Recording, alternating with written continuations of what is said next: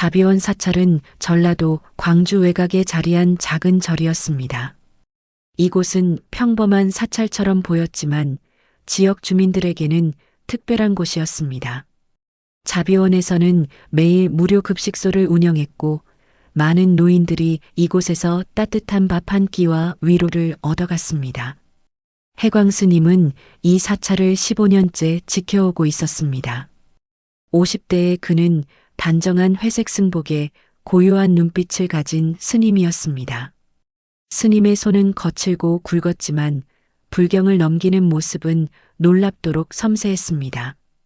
그는 말수가 적었지만 한마디 한마디에 깊은 지혜가 담겨 있어 많은 이들이 그의 조언을 구했습니다. 해광 스님의 과거에 대해 아는 사람은 거의 없었습니다. 단지 그가 언젠가 큰 깨달음을 얻고 불교에 귀의했다는 것만 알려져 있었습니다. 김만덕 회장은 자비원의 가장 열성적인 신도였습니다. 60대인 그는 인근 전통시장 상인회 회장을 15년째 맡고 있었습니다. 매일 새벽 시장 문을 열기 전 그는 자비원을 찾아 예불을 드렸습니다. 평생을 채소 장사로 살아온 그는 시장 상인들의 신뢰를 받으며 상인회를 이끌어왔습니다. 자비원 사찰의 새벽 예불이 끝난 후 법당 옆 차실에서 김 회장과 해광 스님이 자리를 잡았습니다. 김 회장은 따끈한 차를 한 모금 마시고 무거운 한숨을 내쉬었습니다. 그의 얼굴에는 며칠 동안 제대로 잠을 이루지 못한 흔적이 역력했습니다. 해광 스님, 요즘 시장에 금륜파라는 조직이 나타나 상인들에게 관리비를 요구하고 있어요. 해광 스님은 고요히 차를 마시며 김 회장의 이야기에 귀를 기울였습니다. 그의 평온한 표정 뒤에 무언가 깊은 생각이 스쳐 지나가는 듯 했습니다. 노인네들 장사도 안 되는데 매달 30만 원씩 가져가니 다들 힘들어합니다. 지난주에는 생선 가게 할머니가 돈이 없다고 했더니 그날 팔 생선을 모두 바닥에 던져버렸어요. 김 회장의 주름진 얼굴에는 걱정이 가득했습니다. 그의 거친 손은 차 잔을 꼭 쥐고 있었고 잔에서는 김이 모락모락 피어올랐습니다. 다들 나이 들어 힘들게 장사하는 분들인데 이런 일을 당하니 가슴이 아픕니다. 해광 스님은 잠시 명상하듯 눈을 감았습니다. 법당의 향 냄새가 은은히 차실로 흘러들어왔고 멀리서 새벽 종소리가 희미하게 울렸습니다. 스님의 얼굴에는 깊은 사색의 흔적이 스쳤습니다. 잠시 후 그는 눈을 뜨고 조용히 대답했습니다. 부당한 것은 단호히 거절해야 합니다. 두려움에 굴복하면 끝이 없습니다. 그의 목소리는 낮고 차분했지만 그 안에는 단단한 결의가 느껴졌습니다. 세상의 악은 선한 사람들이 침묵할 때 번성합니다. 김 회장님과 상인들이 함께 뭉쳐 단호하게 거절하면 그들도 결국 물러설 것입니다. 김 회장은 스님의 말에 잠시 생각에 잠겼습니다. 그의 눈에 결심의 빛이 스쳐 지나갔습니다. 이전까지 느껴보지 못한 용기가 마음속에서 피어오르는 것을 느꼈습니다. 스님 말씀이 맞습니다. 내일 회의를 열어 이 문제를 상의해 보겠습니다. 해광 스님은 미소를 지으며 고개를 끄덕였습니다. 그의 눈빛은 따뜻했지만 어딘가 깊은 곳에는 오래된 그림자가 감춰져 있는 듯 했습니다. 부처님의 가르침에는 자신을 지키는 것이 남을 지키는 것이라는 말이 있습니다. 상인들의 생계를 지키는 것은 정당한 일입니다. 김 회장은 새로운 결심으로 가득 찬 표정으로 스님에게 깊이 고개를 숙였습니다. 아침 햇살이 두 사람 사이의 차 위에 밝게 빛났습니다. 다음 날 아침 시장 안쪽 작은 회의실에는 상인들이 빽빽하게 모여 있었습니다. 형광등 불빛 아래 20여 명의 상인들이 자리를 잡았고 앞에 선 김 회장의 얼굴은 진지했습니다.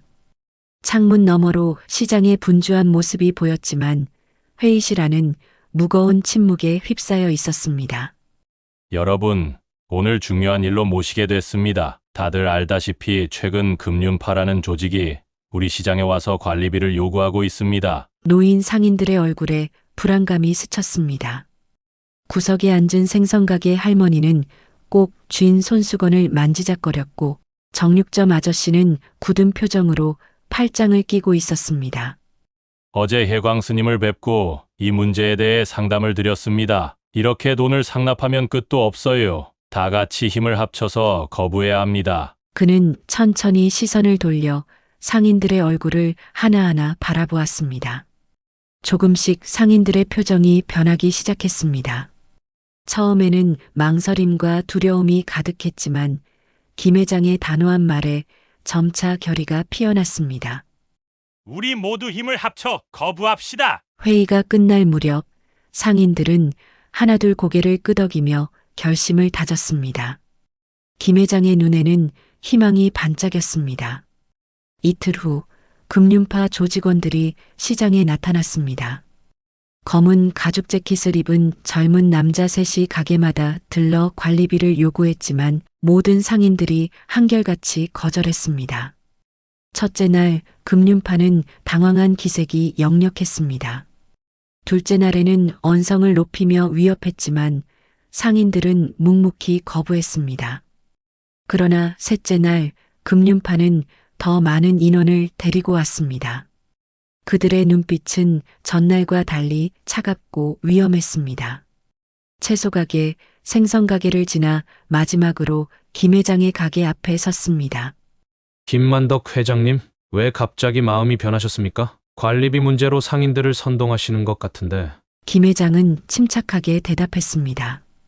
우리는 하루 먹고 하루 사는 사람들입니다. 관리비를 낼 돈이 없습니다. 그때 금융파의 직원들이 표정이 바뀐 채 천천히 가게 안으로 들어왔습니다.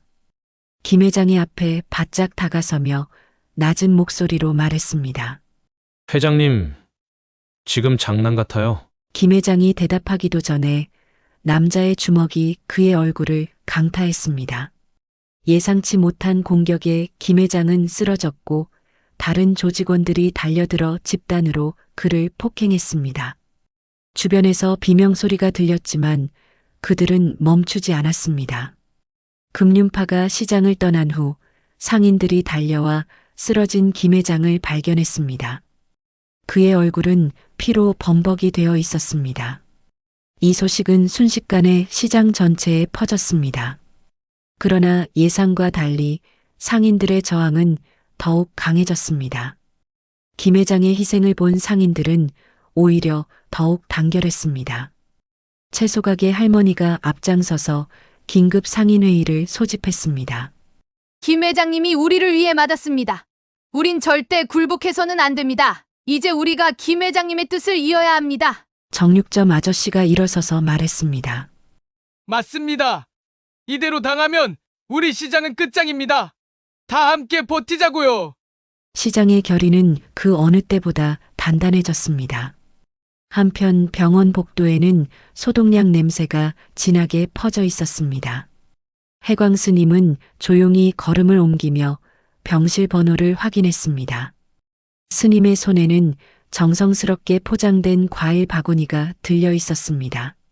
307호 앞에 도착한 스님은 잠시 문 앞에 서서 숨을 고르고 조용히 문을 두드렸습니다. 안에서 들어오세요라는 김 회장의 목소리가 들렸습니다. 해광 스님이 병실 문을 열자 창가 침대에 누워있는 김 회장의 모습이 보였습니다.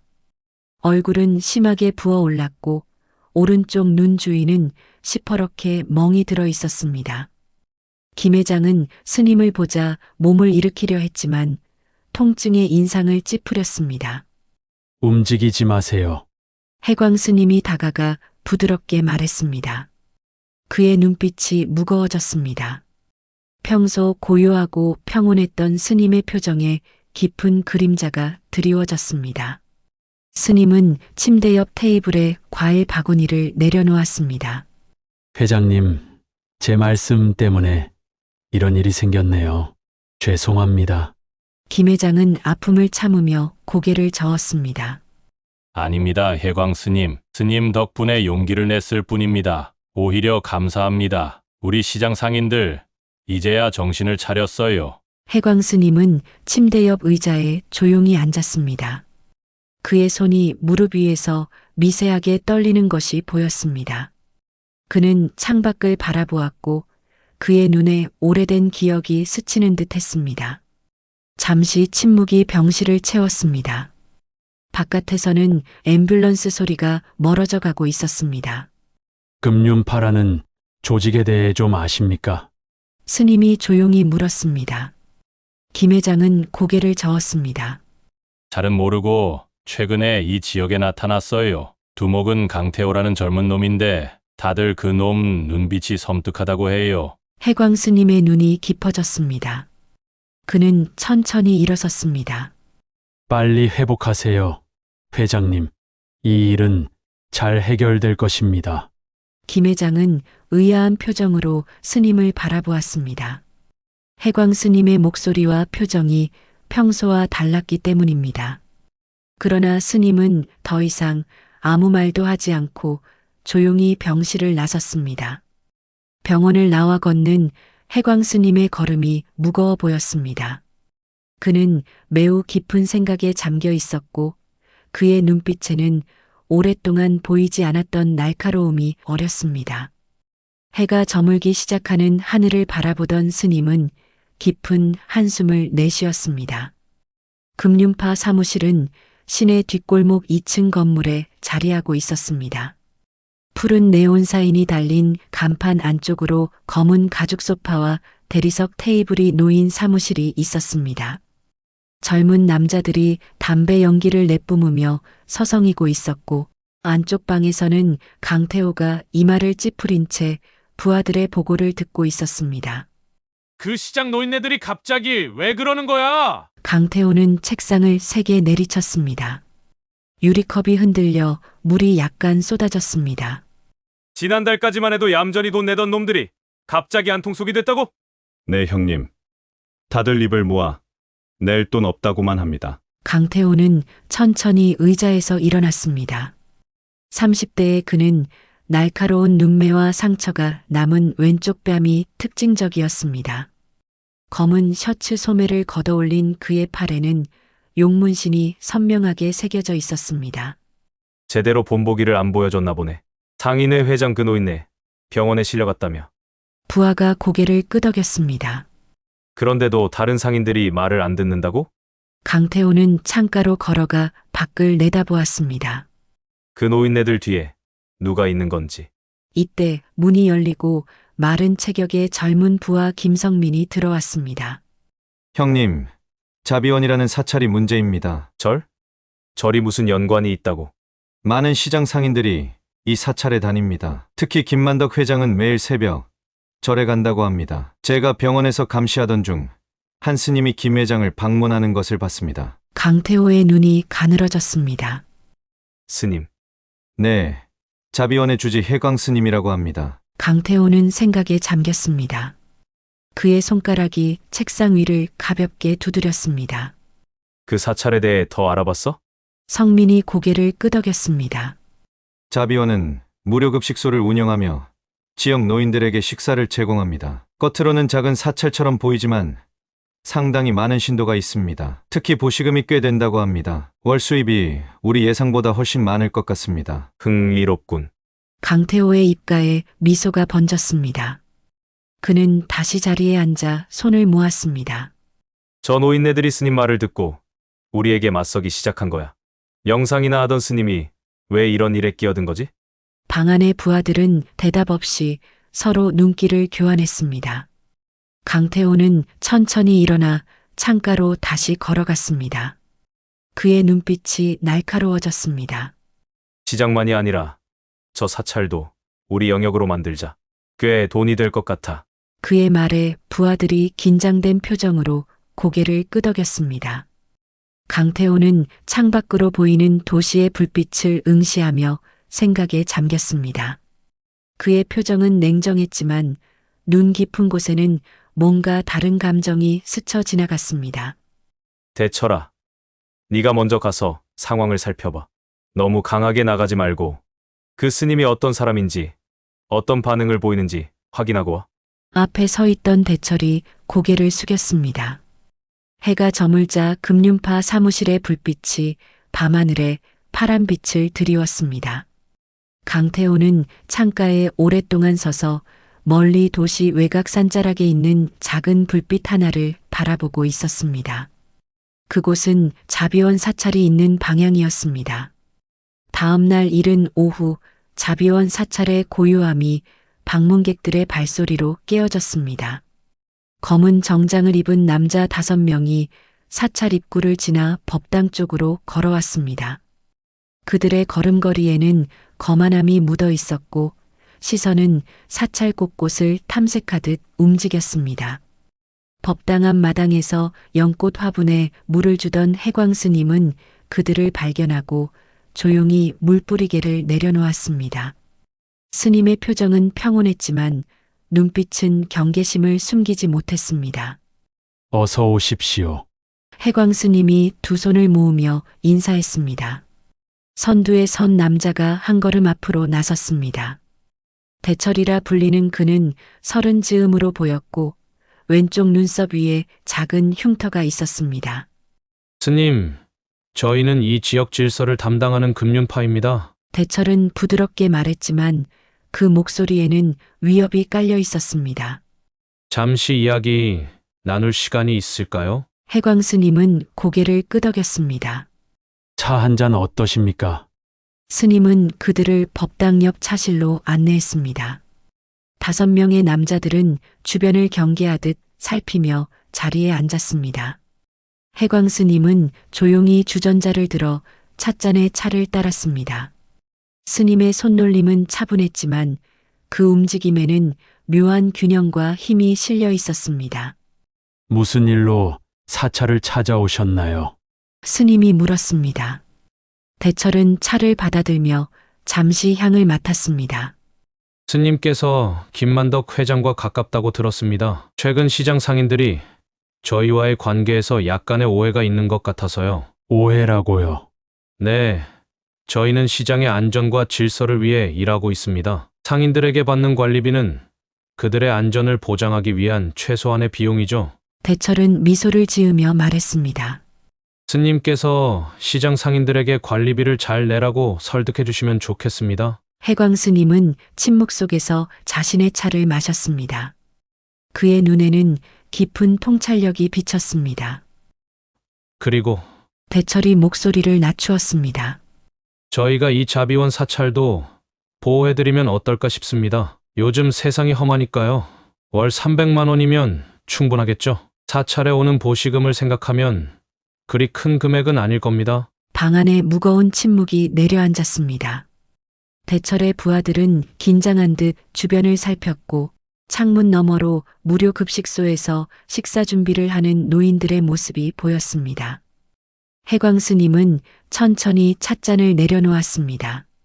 그의 표정은 여전히 평온했지만 눈빛에는 이전과 다른 강인함이 서려 있었습니다. 여러분께 차를 대접하게 되어 기쁩니다. 스님이 조용히 말했습니다. 하지만 폭력과 갈취로는 진정한 행복을 얻을 수 없습니다. 대철의 표정이 굳어졌습니다. 스님, 이건 사업 제안입니다. 갈취라니요? 진정한 보호는 대가를 요구하지 않습니다. 해광 스님이 평온하게 대답했습니다. 시장 상인들은 평생 정직하게 일해온 분들입니다.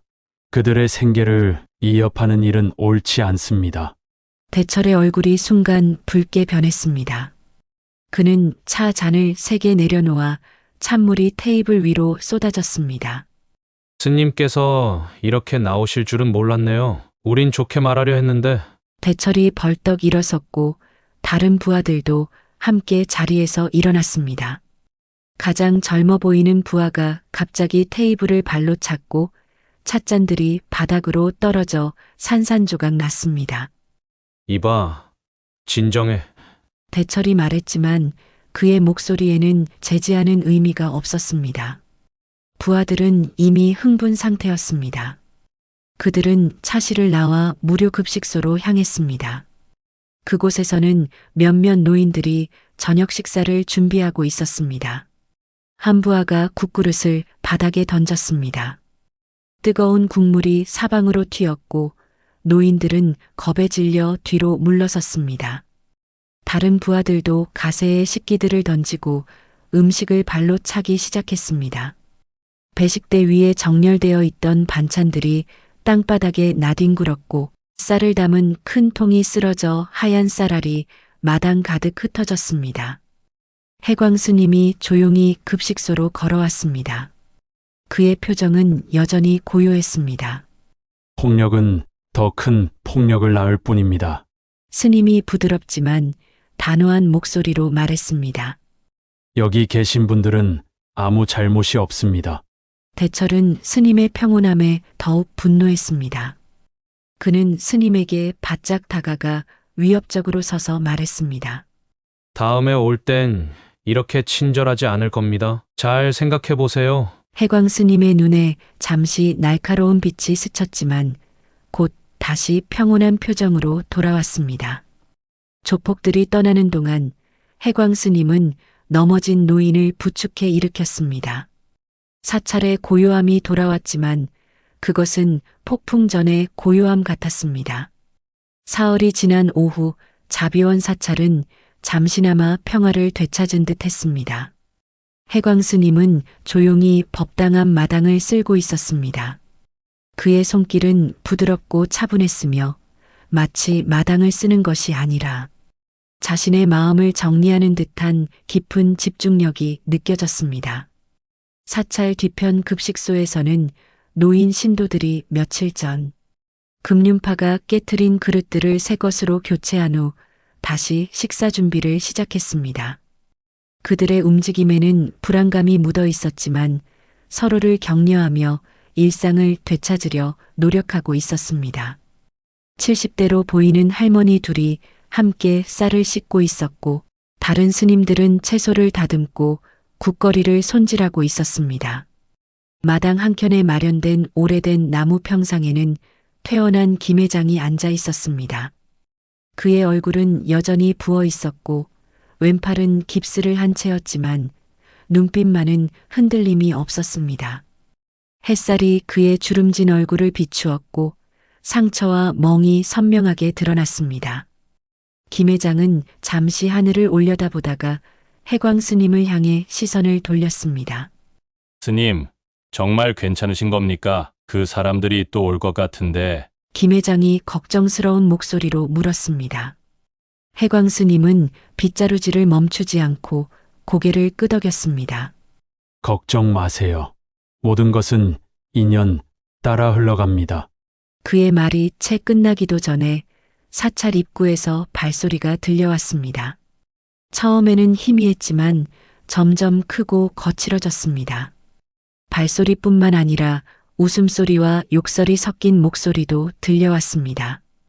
해광 스님이 고개를 들어보니 검은 정장을 입은 남자들 여러 명이 사찰 대문을 거칠게 밀치고 안으로 들어서고 있었습니다.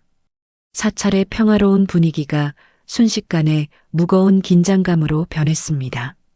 급식소에서 일하던 노인들이 하던 일을 멈추고 불안한 눈빛으로 서로를 바라보았습니다. 평상에 앉아있던 김 회장은 천천히 일어나 지팡이를 짚었습니다. 지난번 방문했던 대철이 선두에 서 있었습니다. 그의 얼굴에는 자신감과 교만함이 가득했고 눈빛에는 뭔가 위험한 기운이 서려 있었습니다. 대철의 옆에는 이전보다 더 건장해 보이는 부하들이 서 있었습니다. 그들 중 몇몇은 주머니 속에 손을 넣고 있었고 누군가는 금속 파이프를 느슨하게 쥐고 있었습니다. 해광 스님은 빗자루를 조용히 벽에 기대어 놓고 방문객들을 향해 두 손을 모았습니다. 다시 찾아주셨군요. 그의 목소리는 여전히 평온했지만 눈빛에는 뭔가 다른 기운이 감돌고 있었습니다. 대철은 비웃음을 지으며 주변을 둘러보았습니다. 그의 시선이 사찰 곳곳을 탐색하듯 움직였고 마침내 해광 스님에게 고정되었습니다. 스님, 생각해 보셨나요? 사찰에 모인 노인 신도들 그리고 다른 스님들이 불안한 눈빛으로 상황을 지켜보고 있었습니다. 한 할머니는 불경을 꼭 쥐고 작은 목소리로 기도를 의조리고 있었고, 다른 노인들은 서로의 손을 잡고 뒤로 물러서고 있었습니다. 평상에서 일어난 김 회장이 앞으로 나서려 했지만 해광 스님이 손짓으로 그를 말렸습니다. 해광 스님은 잠시 침묵했습니다. 사찰 마당에는 묘한 긴장감이 감돌았고 심지어 새들조차 지저귀는 소리를 멈춘 것 같았습니다. 스님의 표정에서는 어떤 감정도 읽을 수 없었지만 그의 눈빛만은 깊은 바다처럼 깊고 차분했습니다. 이곳은 평화로운 공간입니다. 해광 스님이 평온하게 대답했습니다. 고통받는 이들이 위로받는 곳이지 두려움을 느끼는 곳이 아닙니다. 부디 다른 곳으로 가주십시오. 대철의 얼굴이 순간 붉게 변했습니다. 그의 눈이 가늘어지고 입술이 일그러졌습니다. 분노가 그의 얼굴을 뒤덮었지만 동시에 스님의 확고한 태도에 당황한 기색도 역력했습니다. 그는 뒤돌아보며 부하들에게 눈짓했습니다. 하는 수 없네요. 이건 스님이 자초한 겁니다. 대철의 목소리가 차갑게 울렸습니다. 그는 이제 더 이상 미소를 짓지 않았고 그의 손이 주먹을 꽉 쥐었다 폈다 반복했습니다. 그의 신호에 따라 부하들이 서서히 사찰 안으로 퍼져나갔습니다. 마치 미리 계획된 작전을 수행하듯 각자의 위치로 이동했습니다. 2명은 급식소 쪽으로 향했고 그들의 걸음걸이에는 위협이 묻어 있었습니다. 3명은 법당 방향으로 걸어갔고 나머지는 마당에 남아 주변을 감시하며 누군가 도망치거나 도움을 요청하지 못하도록 주시했습니다. 급식소로 간 부하들이 냄비를 발로 차고 음식을 바닥에 쏟기 시작했습니다. 노인 신도들의 비명소리와 함께 식기가 바닥에 떨어지는 소리가 사찰 전체에 울려 퍼졌습니다. 노인들은 겁에 질린 표정으로 서로를 부둥켜 안고 뒤로 물러섰습니다. 어떤 이는 눈물을 흘리며 떨고 있었고 다른 이는 분노에 찬 눈빛으로 상황을 지켜보고 있었지만 모두가 무력했습니다. 대철은 법당으로 성큼성큼 걸어갔고 해광 스님이 그를 따라갔습니다. 스님의 걸음걸이는 여전히 고요했지만 그의 눈빛에는 이제 경계심이 역력했습니다. 법당으로 들어서는 순간 대철은 문 앞에서 잠시 망설였습니다. 그의 눈에는 신성한 공간에 대한 본능적인 두려움이 스쳤지만 곧 부하들의 시선을 의식한 듯 더욱 거칠게 행동하기 시작했습니다. 법당 안에 들어선 대철은 불단 앞에 놓인 불경을 손으로 쓸어내렸습니다. 수백 년 된 고서들이 바닥에 나뒹굴었고 그중 한 권은 모서리가 찢어졌습니다. 고서에서 나온 종이 가루가 공기 중에 흩날렸고 오래된 먹향이 법당 안에 퍼졌습니다. 그는 불경 한 권을 발로 차며 말했습니다. 이런데 바치는 돈으로 우리에게 관리비나 내시지. 불경이 바닥을 미끄러져 벽에 부딪혔고 몇 장의 종이가 공중에 흩날렸습니다. 수백 년을 이어온 지혜의 기록이 순식간에 훼손되는 광경을 보며 해광 스님의 눈에 깊은 슬픔이 비쳤지만 그는 여전히 침묵을 지켰습니다. 부하들도 가세하여 법당 안의 물건들을 훼손하기 시작했습니다. 법당 안의 고요함이 파괴되고 신성한 공간은 순식간에 혼돈의 무대로 변했습니다. 해광 스님은 묵묵히 이 광경을 지켜보고 있었습니다. 그의 눈빛은 여전히 평온했지만 누가 보더라도 그 평온함 뒤에 깊은 감정이 소용돌이치고 있음을 느낄 수 있었습니다. 그의 손은 가볍게 떨리고 있었지만 곧 이를 가라앉히고 깊은 호흡을 내쉬었습니다. 신성한 곳을 더럽히는 것은 큰 업보를 쌓는 일입니다. 스님이 조용히 말했습니다. 그의 목소리는 낮고 무거웠지만 법당 안을 가득 채웠습니다. 대철은 스님의 말을 무시하고 불단 위에 올라섰습니다. 그의 신발에서 떨어진 흙이 불단을 더럽혔고 촛농이 그의 발 아래에서 으스러졌습니다. 그는 불상 앞에 서서 조롱하듯 합장 포즈를 취했습니다. 부처님, 이 스님이 고집을 피우니 어떡하죠? 저희에게 관리비를 내게 해주세요. 그의 목소리에는 조롱과 비웃음이 가득했습니다. 그의 부하들이 키득거리며 웃었습니다. 법당 문 앞에 모여있던 노인 신도가 다른 스님들은 눈물을 흘리며 이 광경을 지켜볼 수밖에 없었습니다. 한 할머니는 무릎을 꿇고 작은 소리로 기도를 외고 있었고 다른 이들은 서로를 부둥켜 안고 있었습니다. 그때 대철의 눈에 평상에서 일어나 법당으로 향하는 김 회장의 모습이 들어왔습니다. 김 회장은 천천히 지팡이를 짚고 법당 계단을 올라오고 있었습니다. 그의 얼굴은 여전히 부어 있었고 걸음걸이는 불안정했지만 그의 눈빛만은 담대했습니다. 대철은 불단에서 뛰어내려 김 회장을 향해 걸어갔습니다. 그의 발걸음은 무겁고 위협적이었고 눈빛은 위험하게 빛났습니다. 이게 누구십니까? 시장 상인회 회장님이 아니신가? 대철이 비웃으며 말했습니다. 병원에서 퇴원하셨나 보네요. 김 회장은 지팡이를 짚고 법당 입구에 섰습니다. 그의 얼굴은 굳어 있었지만 두려움보다는 분노가 더 많이 서려 있었습니다. 그는 대철의 눈을 똑바로 바라보았고 그의 시선에는 물러섬이 없었습니다. 그만들 하세요. 여긴 사찰입니다. 김 회장의 목소리는 떨리고 있었지만 그 안에는 강한 의지가 담겨 있었습니다. 대철이 김 회장 앞에 바짝 다가섰습니다. 그들 사이의 거리가 너무 가까워 김 회장은 대철의 숨결을 느낄 수 있었습니다. 대철의 입에서는 술 냄새가 났고 그의 눈은 위험하게 빛나고 있었습니다. 오, 용기가 생기셨네. 저번에는 맞고 병원에 실려갔는데. 대철이 비웃었습니다. 그는 손가락으로 김 회장의 상처를 가리키며 말했습니다. 아직도 아프시죠? 다시 한번 경험해보고 싶으신가 보죠? 김 회장은 뒤로 물러서지 않았습니다. 그의 다리는 떨리고 있었지만 그는 자리를 지켰습니다. 대철의 눈이 차갑게 빛났습니다. 그의 얼굴에 분노가 번지기 시작했고 관자놀이의 정맥이 도드라졌습니다. 이 노인네가 아직도 정신을 못 차렸네. 오늘은 아예 병원에서 나올 수 없게 만들어줄게. 그는 갑자기 주먹을 들어 올렸고 김 회장을 향해 치려는 순간이었습니다. 주먹이 허공을 가르는 소리가 들렸고 김 회장의 지팡이가 바닥에 떨어지는 소리가 이어졌습니다. 마당에 있던 노인들이 비명을 질렀고 몇몇은 눈을 감아버렸습니다. 법당 안의 공기가 순간 얼어붙은 듯했고 모든 소음이 멈춘 것 같았습니다.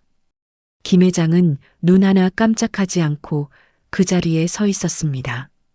그는 죽을 각오를 했는지 아니면 무엇인가를 믿고 있는지 모를 평온함을 유지하고 있었습니다. 대철의 주먹이 김 회장의 얼굴을 향해 날아가는 그 순간 공기 중에 묘한 긴장감이 감돌았습니다. 마치 모든 것이 슬로 모션으로 움직이는 것 같았습니다. 김 회장은 눈을 감았습니다. 다시 한번 폭력을 당할 각오를 한 것이었습니다. 그의 얼굴에는 체념과 함께 이상한 평화가 깃들어 있었습니다. 법당 안의 모든 이들이 숨을 멈췄습니다. 대철의 부하들은 승리의 미소를 지었고 노인 신도들은 공포에 질린 표정으로 상황을 지켜보았습니다. 그러나 예상했던 충격은 오지 않았습니다.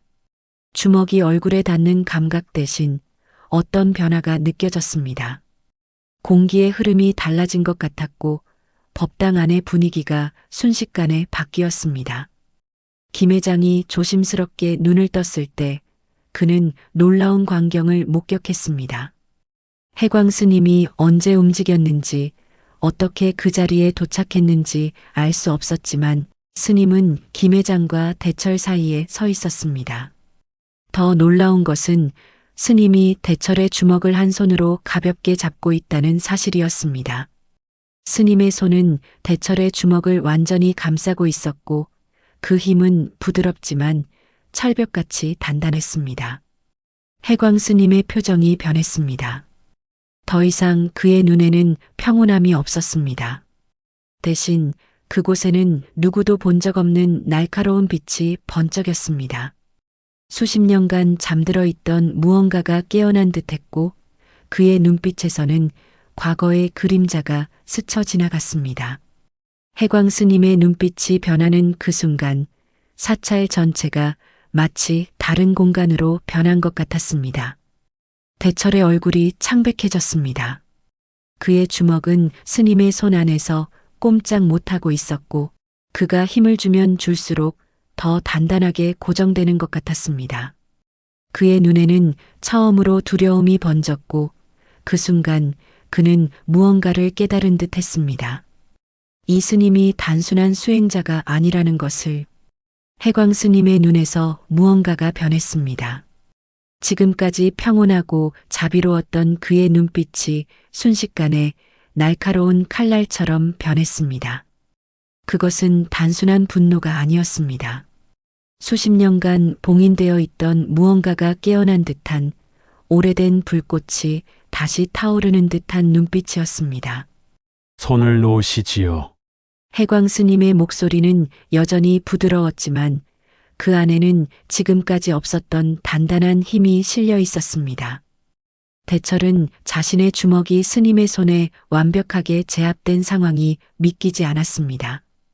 대철의 얼굴에 당혹감이 번졌고 이어서 분노가 치솟았습니다. 다들 뭐해? 대철이 부하들을 향해 소리쳤습니다. 그의 외침에 반응하여 부하들이 일제히 움직였습니다. 법당 안에 있던 3명이 해광 스님을 향해 달려들었고 마당에 있던 나머지도 법당으로 뛰어들어왔습니다. 그들 중 몇몇은 주머니에서 칼을 꺼내들었고 다른 이들은 주먹을 불끈 쥐었습니다. 해광 스님의 눈에서 번쩍이는 빛이 더욱 강해졌습니다. 그는 대철의 주먹을 놓아주고 한 걸음 물러섰습니다. 스님의 승복 소매가 바람에 살짝 흔들렸고 그는 양팔을 자연스럽게 내렸습니다. 그의 몸에서 흘러나오는 기운이 완전히 달라졌습니다. 방금 전까지 평화롭고 고요했던 기운은 이제 폭풍우전의 바다처럼 깊고 강렬했습니다. 폭력은 답이 아닙니다. 해광 스님이 말했습니다. 지금 떠나시면 모두가 평안할 수 있습니다. 첫 번째 부하가 달려들었습니다. 그는 오른손에 작은 칼을 들고 스님의 옆구리를 향해 찔렀습니다. 그러나 그의 칼은 목표에 도달하지 못했습니다. 해광 스님의 움직임은 마치 흐르는 물과 같았습니다. 그는 부드럽게 옆으로 몸을 틀었고 부하의 칼이 허공을 가르며 지나갔습니다. 스님은 상대의 손목을 가볍게 잡아 방향을 틀었고 그 여파로 부하는 자신의 균형을 잃고 바닥에 넘어졌습니다. 두 번째와 세 번째 부하가 동시에 달려들었습니다. 하나는 앞에서 다른 하나는 뒤에서 공격했습니다. 해광 스님은 마치 이런 상황을 예상했다는 듯이 정확히 그 순간 몸을 낮췄고 두 부하는 서로를 향해 돌진했습니다. 스님은 부드럽게 일어서며 두 사람의 머리를 가볍게 부딪히게 했고 그들은 정신을 잃고 바닥에 쓰러졌습니다. 대철의 얼굴이 창백해졌습니다. 그는 방금 전까지 평화로운 스님이었던 사람이 어떻게 이런 무술 실력을 갖추고 있는지 이해할 수 없었습니다. 나머지 부하들이 일제히 달려들었습니다. 법당 안은 순식간에 혼돈의 소용돌이가 되었습니다. 그러나 그 혼돈 속에서 해광 스님의 움직임만은 완벽한 질서와 균형을 유지했습니다. 그의 동작은 마치 오랜 세월 물 흐르듯 다듬어진 춤과 같았고 매 순간 정확한 포인트를 찾아내는 정밀함을 가지고 있었습니다. 한 부하가 파이프를 휘둘렀지만 스님은 마치 바람처럼 그 공격을 피했습니다. 파이프가 벽에 부딪히는 소리가 크게 울렸고 그 충격으로 부하의 손이 저릿했습니다. 스님은 그 틈을 타 부하의 손목을 가볍게 쳤고 파이프가 바닥에 떨어졌습니다. 스님은 부하의 어깨를 부드럽게 잡아 돌리며 바닥에 무릎 꿇게 했습니다. 다른 부하는 뒤에서 덮쳐오려 했지만 스님은 마치 눈이 등에도 있는 것처럼 정확히 그 순간 몸을 비켰습니다. 부하의 공격은 허공을 가르고 지나갔고 그 여파로 균형을 잃은 그는 앞으로 고꾸라졌습니다. 스님은 그의 넥타이를 잡아 부드럽게 당겼고 부하는 완전히 바닥에 쓰러졌습니다. 이 모든 동작이 단 몇 초 안에 이루어졌습니다. 해광 스님의 움직임은 너무나 빠르고 정확해서 눈으로 쫓아보기 어려웠습니다.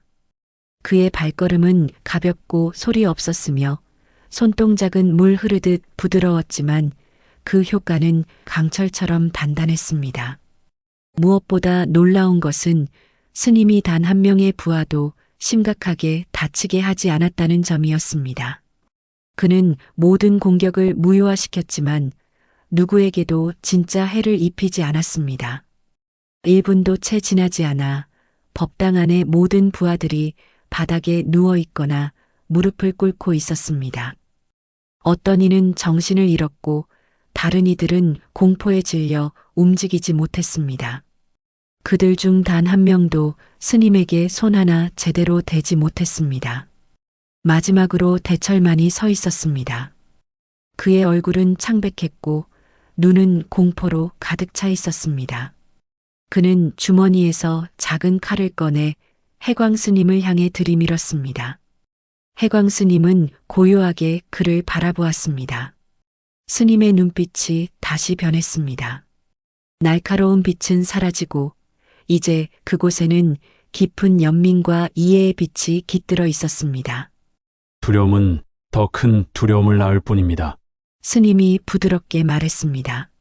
칼을 내려놓으십시오. 누구도 당신을 해치지 않을 것입니다. 대철의 손이 떨렸습니다. 그는 스님을 바라보다가 바닥에 쓰러진 부하들을 보았습니다. 그리고 마침내 칼을 떨어뜨렸습니다. 금속이 바닥에 부딪히는 소리가 법당 안에 울려 퍼졌습니다. 당신 대체 누구야? 대철이 떨리는 목소리로 물었습니다. 해광 스님은 대답하지 않았습니다. 그는 천천히 대철 앞으로 걸어갔고 그의 어깨에 가볍게 손을 얹었습니다. 다시는 이곳에 발을 들이지 마십시오. 스님의 목소리는 부드러웠지만 단호했습니다.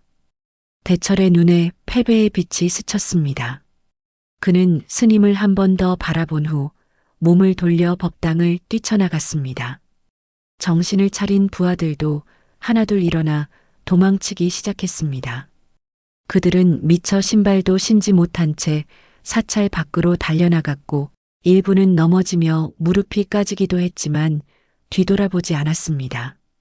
김 회장은 놀란 표정으로 그 광경을 지켜보았습니다. 그는 눈앞에서 벌어진 일을 믿을 수 없다는 듯 해광 스님을 바라보았습니다.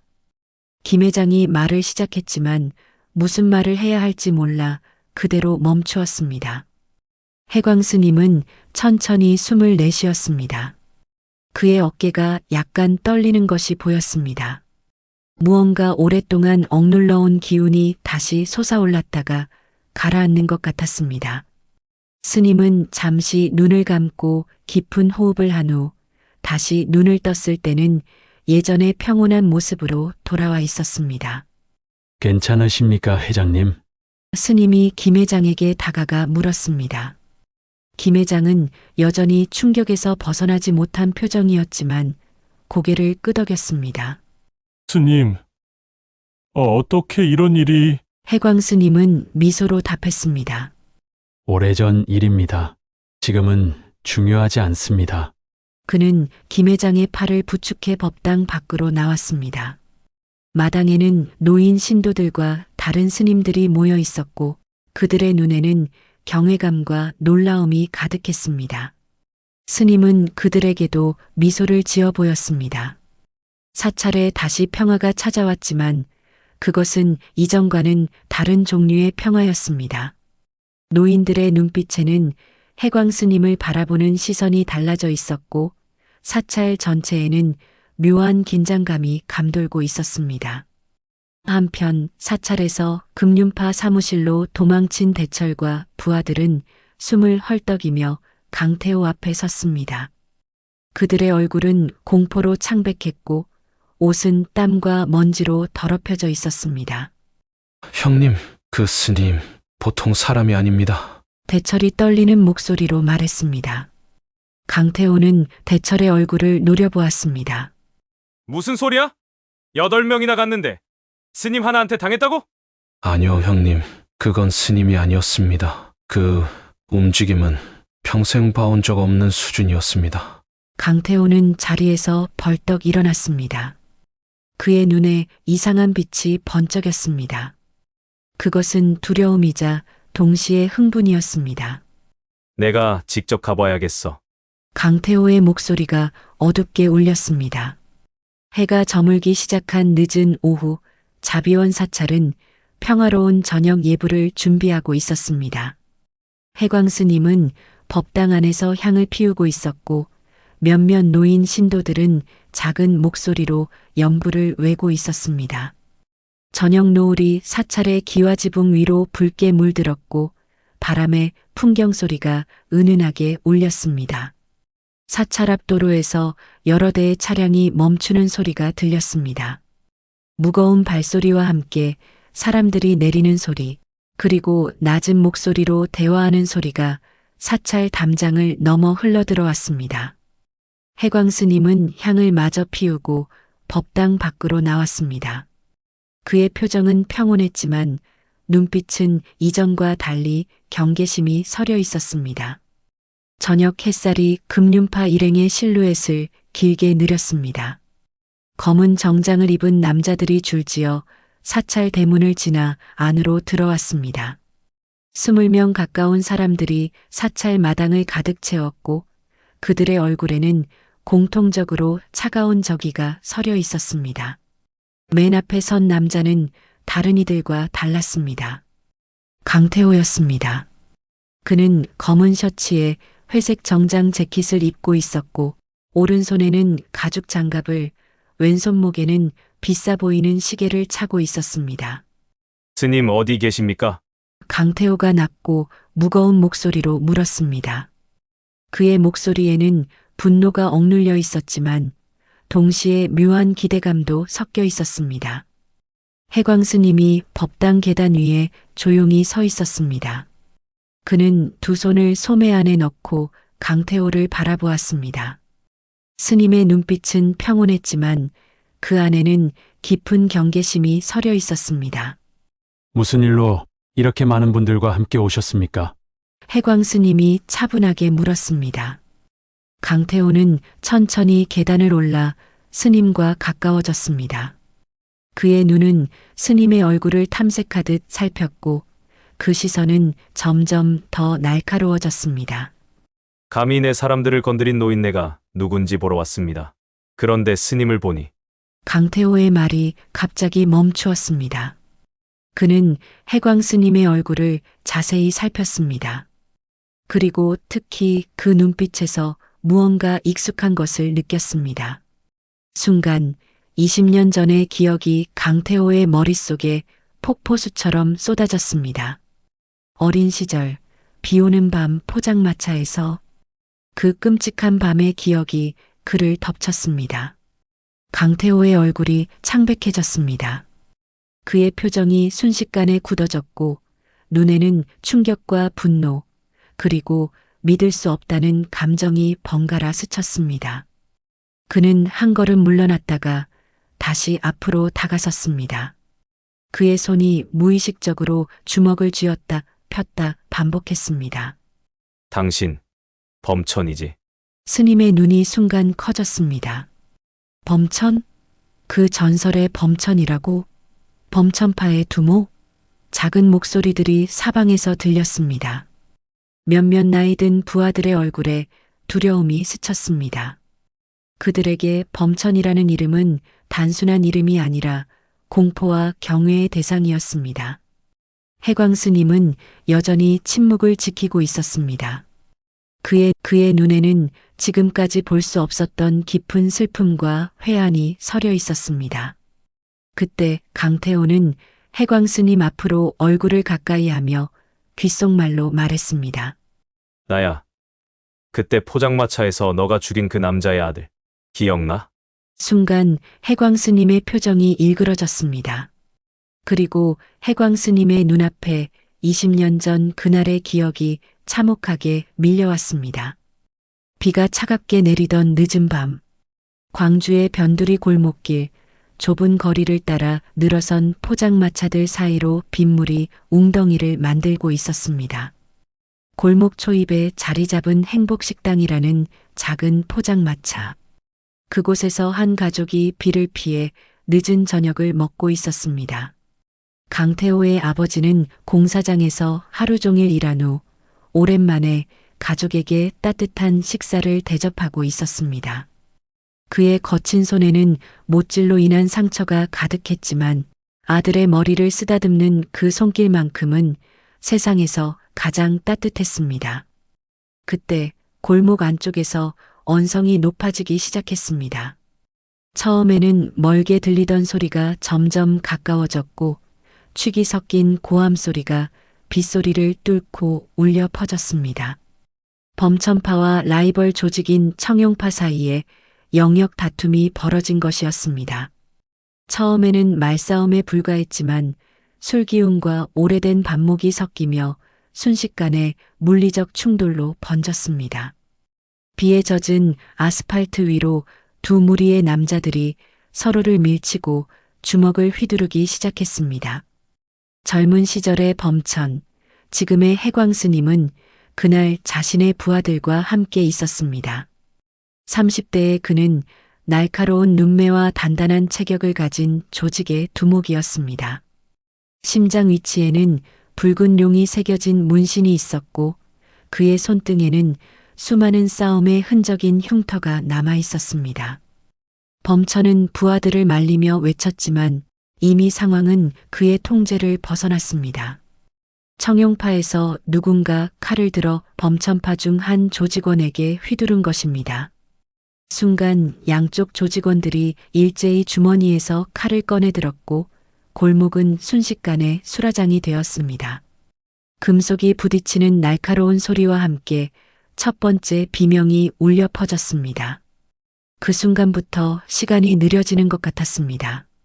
사람들의 비명 소리가 골목을 가득 채웠고 주변 취객들과 가게 손님들이 공포에 질려 달아나기 시작했습니다. 혼란 속에서 칼을 든 청용파 조직원 하나가 도망치던 사람들 속으로 밀려들었습니다. 비에 젖은 바닥에서 그는 균형을 잃고 비틀거리다 강태호의 가족이 앉아있던 포장마차로 넘어졌습니다. 놀란 강태호의 아버지가 본능적으로 아내와 아들을 보호하려 몸을 날렸습니다. 조심해. 그가 아들을 감싸 안으며 외쳤습니다. 그러나 그 순간 청용파 조직원의 칼이 그의 복부를 깊게 관통했습니다. 붉은 피가 하얀 셔츠를 물들이기 시작했고 강태호의 아버지는 놀란 눈으로 자신의 상처를 바라보았습니다. 아버지, 어린 강태호의 찢어지는 듯한 비명이 비 내리는 밤거리에 울려 퍼졌습니다. 범천은 그 소리를 듣고 즉시 상황을 파악했습니다. 그는 주변의 싸움을 뒤로한 채 포장마차로 달려갔습니다. 하지만 이미 너무 늦었습니다. 강태호의 아버지는 바닥에 쓰러져 있었고 복부에서는 끊임없이 피가 쏟아지고 있었습니다. 그의 얼굴은 창백했고 입에서도 피가 흘러나왔습니다. 어린 강태호는 아버지 옆에 무릎을 꿇고 울부짖고 있었습니다. 어린아이의 손과 옷은 아버지의 피로 붉게 물들어 있었고 그의 눈물이 피에 섞여 떨어졌습니다. 범천은 충격에 빠져 그 광경을 바라보았습니다. 그의 손에서 칼이 떨어졌고 그도 무릎을 꿇었습니다. 빗속에서 그는 강태호의 아버지 곁으로 다가가 맥박을 확인했지만 이미 생명의 징후는 찾아볼 수 없었습니다. 강태호가 범천의 옷자락을 붙잡으며 애원했습니다. 그때 어린 강태호의 눈이 범천의 눈과 마주쳤습니다. 그 순간 범천은 아이의 눈에 담긴 순수한 절망과 깊은 상처를 보았습니다. 그 눈빛은 20년이 지난 지금도 잊을 수 없는 기억으로 그의 영혼에 각인되어 있었습니다.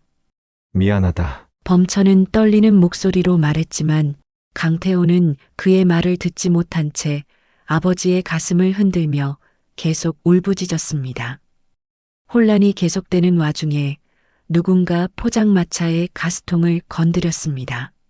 쓰러진 버너에서 불꽃이 일었고 순식간에 포장마차 천막을 타고 불이 번졌습니다. 검은 연기가 피어오르고 불길이 빗속에서도 거세게 타올랐습니다. 범천은 어린 강태호를 구하려 했지만 아이는 아버지의 시신을 붙잡고 떨어지지 않았습니다. 마침내 강태호의 어머니가 달려와 아들을 강제로 끌어안고 불타는 포장마차에서 빠져나왔습니다. 그 과정에서 어린 강태호의 가슴과 팔에는 심한 화상을 입었고 그의 비명은 비 내리는 밤하늘을 찢었습니다. 강태호는 어머니의 품에 안겨서도 계속해서 불길 속 아버지를 향해 손을 뻗었습니다. 범천은 불길 속에서 멍하니 서 있었습니다. 주위로 피와 불 그리고 비명소리가 가득했지만 그의 의식은 이미 모든 것에서 벗어난 듯 했습니다. 빗물과 눈물이 그의 얼굴을 타고 흘러내렸고 불꽃의 붉은 빛이 그의 얼굴에 비쳤습니다. 그는 불길 속에서 쓰러진 아버지와 멀어져가는 어린 강태호의 울부짖는 모습을 번갈아 바라보며 깊은 깨달음에 도달했습니다. 그의 삶이 얼마나 많은 고통을 만들어내고 있는지, 그리고 그 고통이 얼마나 많은 무고한 이들에게 번져가는지를. 멀리서 경찰차와 구급차의 사이렌 소리가 들려왔고 범천은 마지막으로 강태호의 모습을 바라보았습니다. 어머니의 품에 안긴 아이는 심한 화상과 충격으로 고통스러워하고 있었지만 그의 눈만은 범천을 똑바로 향하고 있었습니다. 그 눈에 담긴 증오와 원망의 깊이는 어린아이의 것이라고 믿기 힘들 정도였습니다. 그날 밤 이후 범천은 조직을 떠나 불교에 귀의했고 해광 스님이 되었습니다. 그러나 강태호의 눈빛은 그의 마음속에 지울 수 없는 상처로 남았고 그 상처는 20년이 지난 지금까지도 날카롭게 아물지 않은 채 그의 영혼을 괴롭히고 있었습니다. 그렇게 20년이 지나 한 조직의 두목이 된 강태호는 범천을 보고 소리쳤습니다. 이 자식 당장 끌어내서 죽여버려! 그의 말이 끝나기가 무섭게 금륜파 부하들이 일제히 해광 스님을 향해 달려들었습니다. 그들의 손에는 칼과 쇠파이프가 들려 있었고 눈빛에는 살기가 가득했습니다. 스님은 미동도 없이 그 자리에 서 있었고 그의 눈에는 깊은 슬픔과 체념이 깃들어 있었습니다. 그러나 금륜파 부하들이 스님에게 손을 대기 직전 예상치 못한 일이 벌어졌습니다. 갑자기 사찰에서 낯선 사람들이 나타나기 시작했습니다. 처음에는 몇 명에 불과했지만 순식간에 그 수는 늘어났습니다. 대략 30명에 가까운 인원이 사찰로 들어왔습니다. 그들은 해광 스님을 원형으로 둘러싸듯 위치했고 모두의 시선은 금륜파를 향하고 있었습니다. 새로 나타난 남자들의 모습은 금륜파와는 달랐습니다. 단단히 다져진 신체와 무게감 있는 존재감을 가지고 있었습니다. 금륜파 부하들은 순간 멈춰서서 서로를 바라보았습니다. 그들의 얼굴에 당혹감과 공포가 스쳤습니다. 강태호도 예상치 못한 상황에 잠시 움직임을 멈췄습니다. 그때 법당 입구에서 50대 남성이 천천히 걸어 나왔습니다. 그는 강태호 앞에 서서 낮고 무거운 목소리로 말했습니다. 네가 감히 우리 형님을 손대려고 했나? 강태호의 얼굴이 창백해졌습니다. 그의 얼굴을 알아본 것입니다. 그는 현재 범천파의 두목 백호였습니다. 사찰 안에 묘한 긴장감이 감돌았습니다. 금륜파 부하들은 이미 겁에 질려 조금씩 뒤로 물러나고 있었고 서로의 눈치만 살피고 있었습니다. 범천파는 전라도 지역 최대 조직 중 하나로 금륜파와는 비교도 안 될 만큼 큰 세력을 가지고 있었습니다. 금륜파 부하들은 서로 눈치를 보며 계속해서 뒤로 물러났습니다. 그들의 손에서 무기가 하나둘 떨어지기 시작했고 방금 전까지 위협적이던 자세도 한풀 꺾였습니다. 몇몇은 이미 사찰 출구를 향해 눈길을 돌리고 있었습니다. 단 몇 분 만에 상황은 완전히 역전되었습니다. 방금 전까지 사찰을 장악했던 금륜파는 이제 쥐 죽은 듯 조용해졌고 사방에서 범천파의 강한 기운이 뿜어져 나왔습니다. 사찰 안에 긴장이 감돌던 그 순간 해광 스님이 한 걸음 앞으로 나섰습니다. 그의 표정은 더 이상 평온하지 않았습니다. 그만!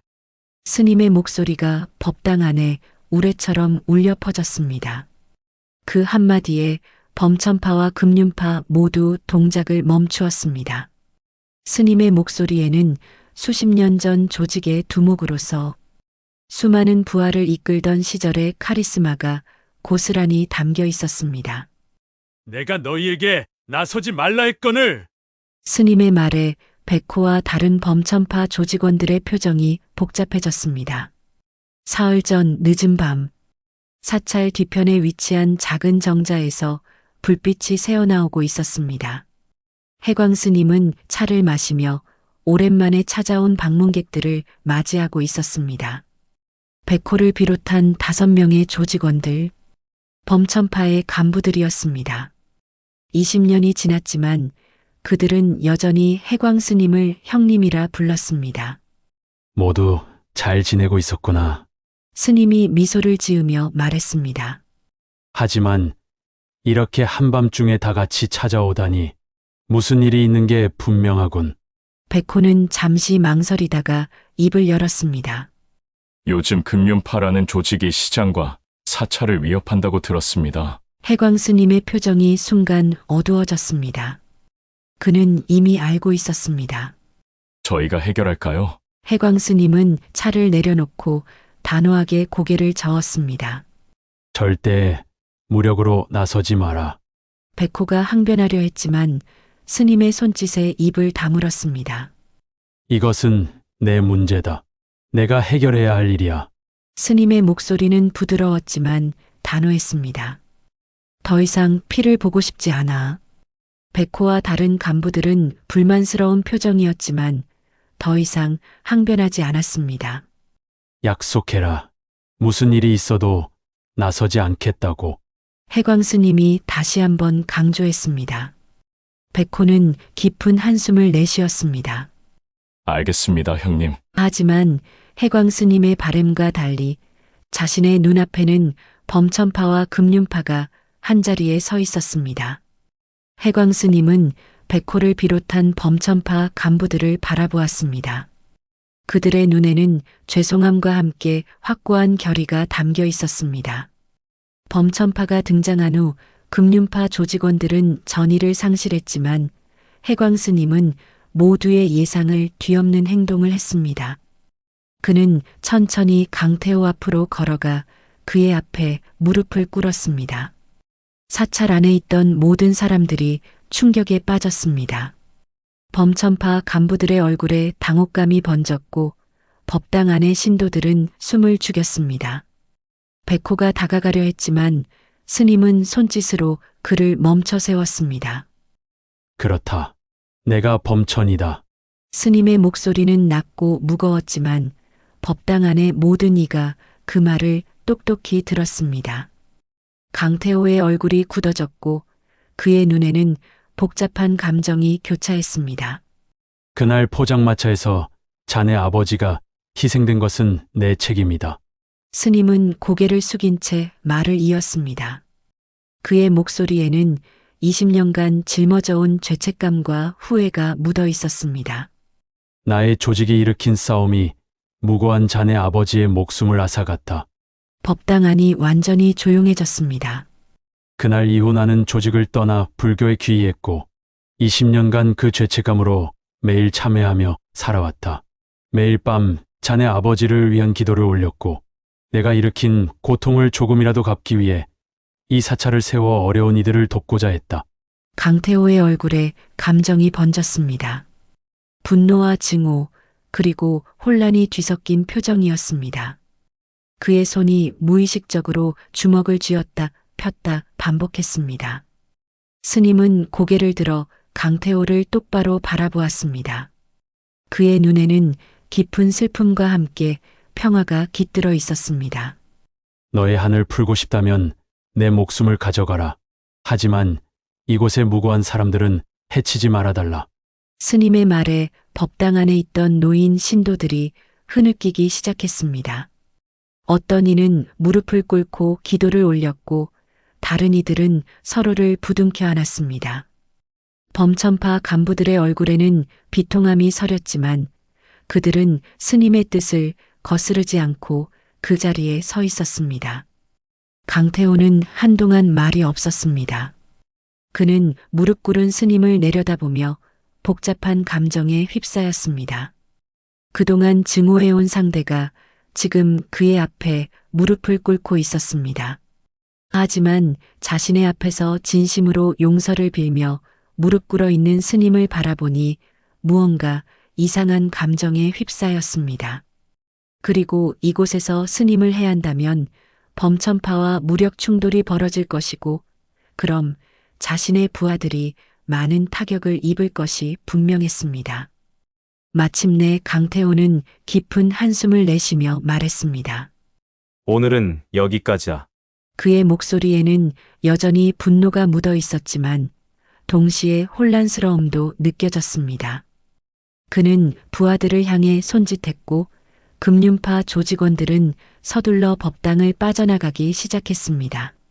금륜파가 사찰을 떠나는 동안 해광 스님은 여전히 무릎을 꿇은 채 강태호를 바라보았습니다.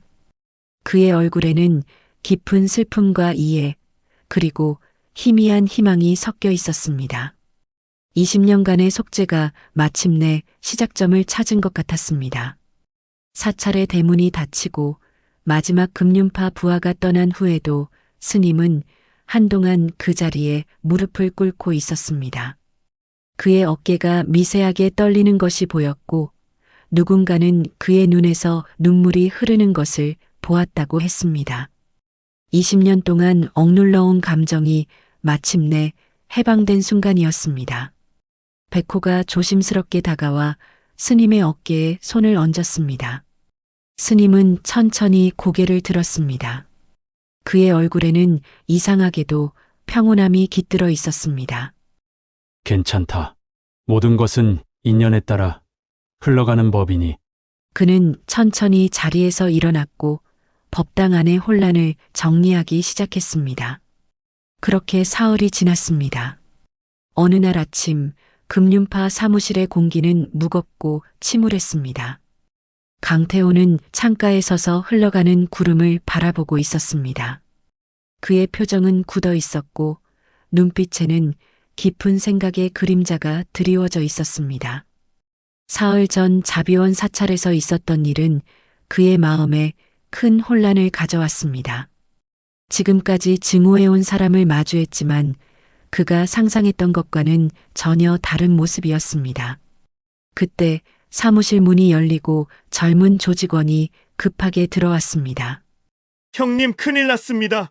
그 스님이 왔습니다. 강태호의 눈이 커졌습니다. 사무실 안의 모든 사람들이 긴장했습니다.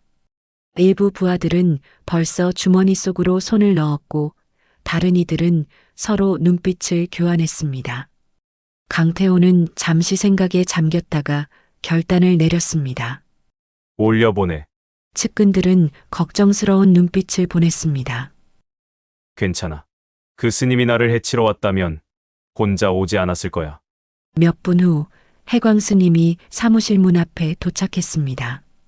그는 평소와 같은 회색 승복을 입고 있었고 그의 모습은 사무실의 화려한 분위기와 극명한 대조를 이루었습니다. 스님이 사무실로 들어서자 강태호는 부하들에게 밖에서 기다리라고 지시했습니다. 곧 방 안에는 둘만 남겨졌습니다. 스님이 직접 찾아오실 줄은 몰랐습니다. 용기가 필요했을 텐데요. 강태호의 목소리에는 비꼼이 섞여 있었지만 동시에 진정한 궁금증도 담겨 있었습니다. 해광 스님은 잠시 창밖을 바라보다가 강태호를 향해 돌아섰습니다. 그의 눈빛은 깊고 고요했습니다. 스님은 조용히 낡은 서류 봉투를 꺼내 테이블 위에 올려놓았습니다. 봉투는 오래되어 모서리가 닳아 있었고 여러 번 접었다 폈던 흔적이 역력했습니다. 강태호는 조심스럽게 봉투를 열었습니다. 안에는 낡은 서류들과 영수증, 그리고 통장 사본들이 가지런히 정리되어 있었습니다. 그는 서류들을 하나씩 꺼내 살펴보기 시작했고 점점 그의 표정이 변해갔습니다. 그것은 20년간 강태호의 가족을 위해 보낸 지원 내역이었습니다. 어머니의 병원비 영수증, 강태호의 고등학교와 대학교 학비, 모두 익명의 후원자 명의로 되어 있었지만 날짜와 금액이 정확히 기록되어 있었습니다. 강태호의 손이 떨리기 시작했습니다. 그는 서류를 내려놓고 혼란스러운 눈빛으로 스님을 바라보았습니다. 돈이 전부는 아니지만 지난 20여 년 동안 자네 가족에게 참회를 하고 있었네. 그리고 앞으로도 자네를 위해 무슨 일이든 할 생각이네. 순간 해광 스님의 눈에서 눈물이 흐르기 시작했습니다. 그리고 그는 일어나 다시 한번 강태호에게 무릎을 꿇으며 낮은 목소리로 말했습니다. 그날의 일은 정말 죄송합니다. 순간 강태호의 마음속에 어머니의 말이 떠올랐습니다. 누군가가 우리를 돕고 있어. 내 아버지가 하늘에서 지켜보고 있는 거야. 강태호가 중얼거렸습니다. 그게 스님이었습니까? 스님은 고개를 끄덕였습니다. 강태호는 무릎 꿇은 스님을 바라보았고 그의 내면에서는 복잡한 감정의 폭풍이 일고 있었습니다. 창밖으로 비가 내리기 시작했습니다. 빗방울이 유리창을 타고 흘러내리며 도시의 풍경을 흐릿하게 만들었습니다. 그것은 마치 과거와 현재, 증오와 용서 사이의 경계가 흐려지는 것 같았습니다. 침묵이 사무실을 채웠습니다. 무릎을 꿇은 해광 스님과 창가에 서 있는 강태호, 두 사람 사이에는 20년의 세월과 깊은 상처가 놓여 있었습니다. 이제 그만하셔도 됩니다. 당신이 아버지를 죽이지 않았다는 걸 압니다. 그저 싸움에 휘말렸던 거겠죠. 저도 누군가에게 복수하고 싶은 마음이 컸었고 그게 그저 스님이었을 뿐입니다. 강태호의 목소리가 점점 확신에 차오르며 말했습니다. 강태호는 천천히 일어나 손을 내밀었고 스님도 그의 손을 잡아 함께 일어섰습니다. 두 사람은 잠시 서로를 바라보았고 그 눈빛 속에는 이제 증오가 아닌 이해와 평화가 깃들어 있었습니다. 해광 스님과의 만남 이후 강태호의 일상은 크게 달라졌습니다. 그는 며칠 동안 홀로 시간을 보내며 깊은 생각에 잠겼습니다. 사무실에도 나가지 않고 전화도 받지 않았습니다. 금요일 오후 강태호는 마침내 결심을 내렸습니다. 그는 금융파 간부들에게 연락해 저녁 8시에 사무실에서 전체 모임을 갖자고 지시했습니다. 평소와 달리 그의 목소리에는 특별한 무게감이 느껴졌고 간부들은 서로 눈빛을 교환하며 의아해했습니다. 저녁이 되자 금융파 사무실은 평소보다 더 붐볐습니다. 모두가 왜 갑자기 전체 모임이 소집되었는지 의아해하며 수군거렸습니다. 간부들조차 상황을 완전히 파악하지 못한 채 불안한 표정으로 강태호의 등장을 기다렸습니다. 마침내 강태호가 회의실로 들어왔습니다. 그의 얼굴은 평소보다 더 차분해 보였고 눈빛에는 어떤 결의가 담겨 있었습니다. 그는 천천히 단상에 올라 모인 조직원들을 바라보았습니다. 마침내 강태호가 입을 열었습니다. 조직을 떠나기로 했다. 다들 각자의 길을 찾아가라. 순간 회의실 안에 충격의 파도가 밀려왔습니다. 몇몇은 자리에서 벌떡 일어났고 다른 이들은 서로를 바라보며 귓속말을 주고받았습니다. 가장 오래 강태호와 함께했던 부간부 민석이 앞으로 나섰습니다. 강태호는 손을 들어 그를 제지했습니다. 결정은 이미 내렸다. 금륜파는 오늘부로 해산이다. 부하들의 얼굴에는 혼란과 당혹감이 역력했습니다. 오랫동안 강태호의 지시만 따르던 그들에게 이런 갑작스러운 변화는 받아들이기 어려운 것이었습니다. 모두들 고맙다. 여기까지 함께 해줘서. 회의실은 이제 완전한 침묵에 휩싸였습니다. 모두가 강태호의 결심이 확고하다는 것을 느꼈고 그 속에 담긴 어떠한 진정성을 이해하기 시작했습니다. 며칠 후 금륜파는 자연스럽게 해체되었습니다. 그리고 시장에는 자연스럽게 평화가 찾아왔습니다. 김 회장은 다시 활기를 되찾은 시장을 보며 깊은 안도감을 느꼈습니다. 그들은 자세한 사정을 알지 못했지만 스님이 어떻게든 그들의 문제를 해결해 주었다는 것만은 알고 있었습니다. 김 회장은 시장 입구를 바라보았습니다. 얼마 전까지만 해도 금륜파 조직원들이 서 있던 자리에 이제는 작은 꽃 화분이 놓여 있었습니다. 시장 상인들이 모아놓은 것으로 그들만의 작은 승리의 상징이었습니다. 오후가 되자 김 회장은 상인의 간부들을 소집했습니다. 시장 한쪽에 마련된 작은 사무실에 10명 남짓한 상인들이 모였습니다. 여러분, 우리가 이렇게 평화를 되찾은 것은 모두 혜광 스님 덕분입니다. 김 회장이 단호하게 말했습니다. 감사의 마음을 표해야 하지 않을까요? 정육점 주인이 고개를 끄덕였습니다. 맞습니다. 제 생각엔 기부금을 모으는 게 어떨까 싶습니다. 생선가게 할머니가 제안했습니다. 사찰에서 무료 급식소도 운영하시는데 조금이라도 보탬이 되면 좋을 것 같아요. 김 회장의 얼굴에 미소가 번졌습니다. 좋은 생각입니다. 각자 형편에 맞게 정성을 모읍시다. 그날 오후부터 시장 전체에 소식이 퍼졌고 상인들은 앞다투어 기부금을 내놓기 시작했습니다. 큰 돈을 내는 상인도 있었고 소박한 금액을 내는 이도 있었지만 모두의 마음만큼은 똑같이 따뜻했습니다. 이틀 후 김 회장을 비롯한 시장 상인 대표 10명은 자비원 사찰을 찾았습니다. 그들 손에는 정성스럽게 포장된 봉투와 과일 바구니가 들려 있었습니다. 사찰 마당에서 명상하고 있던 혜광 스님은 그들을 보자 자리에서 일어나 맞이했습니다.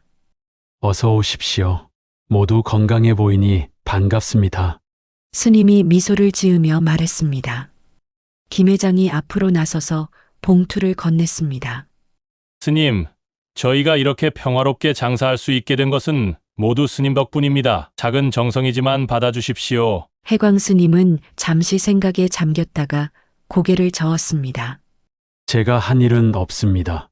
모든 것은 인연에 따라 흘러갔을 뿐이지요. 아닙니다, 스님. 김 회장이 단호하게 말했습니다. 스님께서 우리에게 용기를 주셨고 그 용기로 우리는 지금 평화를 되찾았습니다. 이 돈은 시장 상인 모두의 정성입니다. 부디 받아주십시오. 스님은 잠시 봉투를 바라보았습니다. 그리고 깊은 생각에 잠겼다가 말했습니다. 만약 이 정성을 받는다면 한 가지 제안을 드리고 싶습니다. 상인들은 호기심 어린 눈빛으로 스님을 바라보았습니다. 시장 안에 작은 무료 급식소를 하나 더 만들면 어떨까요? 김 회장의 눈이 반짝였습니다. 정말 좋은 생각입니다. 상인들 사이에서 동의하는 목소리가 커졌습니다. 모두가 스님의 제안에 기뻐하는 모습이었습니다. 혜광 스님은 감사의 마음으로 고개를 숙였습니다. 석양이 사찰 위로 붉게 물들기 시작했습니다. 산들바람이 불어오며 풍경 소리를 울렸고 그 소리는 평화로운 시장의 미래를 축복하는 것 같았습니다. 스님과 상인들은 차를 마시며 새로운 급식소에 대한 이야기를 나누었고 그들의 얼굴에는 모두 따뜻한 미소가 피어올랐습니다. 첫눈이 내리던 11월의 어느 날 아침, 자비원 사찰의 무료 급식소는 평소보다 더 분주했습니다. 겨울의 첫 추위를 피해 평소보다 많은 노인들이 따뜻한 식사를 찾아 모여들었기 때문이었습니다. 자원봉사자들은 서둘러 밥과 국을 준비하고 테이블을 닦고 수저를 정리했습니다. 그때 급식소 문이 열리고 한 남자가 들어왔습니다. 깔끔한 검은색 코트에 단정한 머리, 평범한 차림이었지만 그의 얼굴은 낯설지 않았습니다. 강태호였습니다. 그는 예전의 날카로운 기운은 찾아볼 수 없이 부드러워진 표정으로 조용히 안으로 들어섰습니다. 급식소를 관리하던 노보살이 그를 알아보지 못하고 다가왔습니다. 어서 오세요. 식사하러 오셨나요? 강태호는 고개를 저었습니다. 아닙니다. 자원봉사하러 왔습니다. 노보살의 얼굴에 미소가 번졌습니다. 정말요? 마침 오늘은 손이 부족한 참이었어요. 저기 앞치마 걸어두었으니 하나 두르시고 주방에서 도와주시면 됩니다. 강태호는 조용히 고개를 끄덕이고 앞치마를 두른 후 주방으로 향했습니다. 그곳에서 그는 묵묵히 일손을 돕기 시작했습니다. 쌀을 씻고 야채를 다듬고 설거지를 하는 그의 모습은 한때 광주 지역을 주름잡던 조직 두목의 모습과는 전혀 달랐습니다. 정오가 되자 급식소는 노인들로 가득 찼습니다. 강태호는 배식대 앞에 서서 정성스럽게 밥을 담아 노인들에게 나눠주었습니다. 그의 손길은 조심스러웠고 눈빛은 따뜻했습니다. 노인들이 고맙다고 말할 때마다 그는 가볍게 고개를 숙이며 미소 지었습니다. 그때 급식소 입구에 해광 스님이 나타났습니다. 스님은 잠시 안을 둘러보다가 배식대에 서 있는 강태호와 눈이 마주쳤습니다. 두 사람 사이에 시간이 멈춘 것 같았습니다. 강태호는 밥주걱을 든 채로 잠시 그 자리에 서 있다가 천천히 고개를 숙여 공손히 묵례했습니다. 스님도 부드러운 미소와 함께 같은 방식으로 답했습니다. 그것은 짧은 교류였지만 그 안에는 수많은 이야기가 담겨 있었습니다. 용서와 화해, 새로운 시작에 대한 약속과 같은 것들이 그들의 눈빛 속에 깃들어 있었습니다. 강태호는 다시 배식 활동에 집중했고 스님은 자신의 일을 보러 떠났습니다. 그날 이후로 강태호는 매주 2번씩 급식소에 나타나 묵묵히 봉사활동을 이어갔습니다. 처음에는 아무도 그가 누구인지 알지 못했지만 시간이 지나면서 그의 진심 어린 봉사 모습에 모두가 감사하게 되었습니다. 한 달이 지난 어느 저녁 해가 저물기 시작할 무렵 해광 스님과 김 회장은 사찰 뒤편 언덕에 올라 석양을 바라보고 있었습니다. 붉게 물든 하늘 아래 산자락을 따라 내려오는 길 위에 첫눈이 하얗게 쌓여 있었습니다. 멀리 급식소에서는 따뜻한 불빛이 새어나왔고 그 창문을 통해 강태호가 노인들을 돕는 모습이 희미하게 보였습니다. 저 청년이 앞으로 어떤 삶을 살까요? 김 회장이 잠시 그 모습을 바라보며 물었습니다. 해광 스님은 미소를 지으며 대답했습니다. 아마도 자신의 상처를 딛고 더 나은 사람이 될 겁니다. 모든 고통에는 의미가 있으니까요. 김 회장은 고개를 끄덕였습니다. 그의 눈길이 스님의 얼굴로 향했습니다. 스님의 표정은 어느 때보다 평온해 보였습니다. 스님도 이제 마음의 짐을 내려놓으셨겠군요. 스님은 깊은 호흡을 내쉬며 미소 지었습니다. 이제 진정한 평화를 찾은 것 같습니다. 두 사람은 그렇게 서서 조용히 석양을 바라보았습니다. 저 멀리 급식소의 불빛은 어둠 속에서 더욱 따뜻하게 빛났고 그 안에서 강태호는 노인들에게 저녁 식사를 나눠주며 정성껏 돕고 있었습니다. 그의 얼굴에는 예전에 볼 수 없었던 평온함이 깃들어 있었습니다.